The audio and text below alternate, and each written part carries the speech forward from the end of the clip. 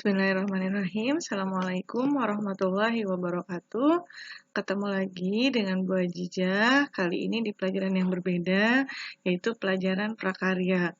Anak-anak ibu, siswa dan siswi Madrasah Nawiyah kelas 7, silakan disiapkan bukunya, kemudian disiapkan juga buku catatannya, karena nanti akan ada materi yang bisa dicatat di buku tulismu. Mari anak-anak ibu kita awali kegiatan belajar kita pada hari ini dengan mengucap basmalah. Bismillahirrahmanirrahim. Sudah siap belajar ya? Mudah-mudahan walaupun belajar dari rumah, kalian semua tetap semangat. Oke, anak-anak ibu, pada pertemuan kali ini kita akan belajar mengenai kerajinan serat dan tekstil. Ya. Nah, pada pertemuan pertama ini yang dibahas adalah serat alam.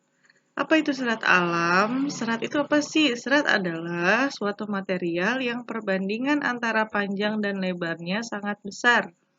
Dan molekul yang menyusunnya terorientasi terutama ke arah panjang. Ya. Serat menurut arah panjangnya dibedakan menjadi dua, yaitu serat pendek yang disebut stapel dan serat yang sangat panjang yang disebut dengan filamen.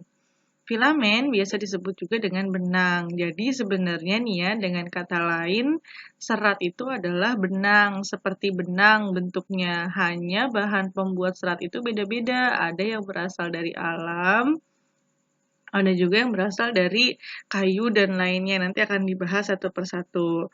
Nah, bahan serat alam yang dimaksud adalah bahan organik yang tidak diolah kembali dengan menambah bahan kimia. Jadi nggak pakai pewarna, tidak menggunakan bahan kimia apapun, sehingga keasliannya tetap terjaga dan diutamakan. Ya. Nah, ini dia contoh jenis-jenis serat alam. Yang pertama kapuk. Jadi dari kapuk itu bisa dijadikan sebagai bahan serat alami. Gitu ya. Yang pertama, orang memilih kapuk kenapa? Karena memiliki tekstur yang halus. Yang kedua, sangat berkilau. Kapuk itu berkilau kalau sudah dikeluarkan isinya, gitu ya. Yang ketiga, jika digunakan untuk pakaian, maka dia akan mudah kering atau cepat kering. Yang keempat, seratnya pendek sehingga gampang dipintal. Dan yang terakhir, tahan terhadap kelembapan. Ini contoh yang pertama kapuk ya. Yang kedua, eceng gondok. Nah, ini serat dari eceng gondok, tumbuhan eceng gondok. Kamu bisa lihat nih pohonnya ya, biasanya adanya di rawa-rawa gitu ya. Nah, eceng gondok banyak ditemukan di desa Kulon Progo dan Ambarawa. Seratnya memiliki daya yang cukup kuat. Nih, bisa dirajut seperti ini ya. Yang ketiga, sebelum dibuat, kerajinan eceng gondok harus dikeringkan terlebih dahulu agar mudah dibentuk nih, dijemur. Seperti yang gambar kedua.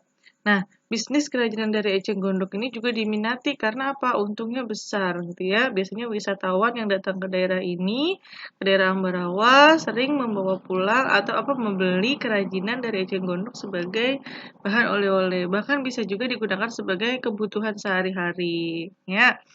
Kemudian yang selanjutnya adalah daun pandan. Nah, ini daun pandan ya. Udah pasti tahu semua kerajinan dari daun pandan. Dikasih warna, dianyam gitu ya. Sabut kelapa. Nah, ini sabut kelapa. Ini juga manfaatnya banyak sekali. Kemudian pelepah pisang atau batang pisang gitu ya. Nah, ketiga serat ini banyak dimanfaatkan sebagai kerajinan karena memiliki daya kekuatan yang cukup baik dan mudah didapat. Yang paling banyak sering didapatkan ini ya, di sekitar kita juga masih banyak seperti ini.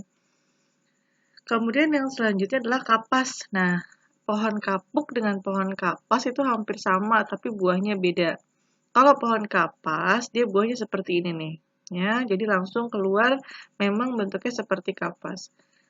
Keunggulan dari pohon kapas tuh apa? Dari serat kapas tuh apa? Yang pertama kekuatannya tinggi. Yang kedua elastisitasnya rendah, gampang dibentuk ya. Yang ketiga rentan terhadap kerutan, artinya gampang berkerut. Yang keempat lembut, pasti ya kapas kan lembut. Daya serapnya baik, mudah menyerap, mudah basah. Kapas juga pengantar panas, artinya mengalirkan panas. Mudah rusak oleh serangga dan mudah lemah karena panas matahari. Linen, nah nih serat linen namanya. merupakan serat nabati yang terkuat. Jadi dari semua serat alam tadi yang paling kuat adalah serat linen. Ingat ya, yang paling memiliki kekuatan tertinggi adalah serat linen. Elastisitasnya rendah, dia susah di apa ya istilahnya, nggak gampang berkerut gitu ya. Relatif mulus dan lembut, jadi bahannya tuh mulus lembut. Daya serapnya tinggi, berkilau dan rapuh. Berkilau tapi gampang sobek gitu ya. Kalau buat baju, buat pakaian dia mudah robek gitu ya, mudah pecah. Kemudian penghantar panas, bisa nyerap keringat, biasanya seperti itu. Rusak jika terkena pemutih, jadi nggak bisa kena cairan kimia dan tahan terhadap ngengat-ngengat tuh seperti jamur atau kotoran yang ada di bahan-bahan tertentu biasanya. Kemudian yang selanjutnya adalah bulu domba atau wool. Tahu ya, kerajinan serat yang dibuat dari bulu domba biasanya untuk shawl, untuk jaket, sweater gitu ya, bukan jaket, sweater. Nah, cirinya apa? Tampak berkerut, jadi mudah berkerut. Elastis, gampang dibentuk ya, mudah menyerap, bersifat hangat, tahan terhadap listrik statis, artinya dia mampu menahan panas, menyatu pada suhu yang tinggi. Yang terakhir namanya serat sutra. Serat sutra ini berasal dari ulat sutra, tahu ya? Berkilau, halus dan lembut. Paling mahal nih ya, gitu ya. Kenapa? Karena dia memiliki keunikan berupa ringan, tapi memiliki daya kekuatan yang tinggi. Jadi walaupun sutra itu ringan, tapi nggak gampang pecah, ya.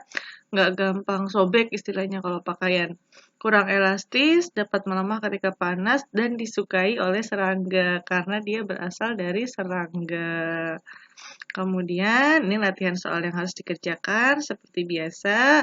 Ada 3 soal, nanti jawabannya langsung dijawab di link Google Form yang disertakan bersama dengan video ini. Pokoknya sama kayak minggu kemarin ya.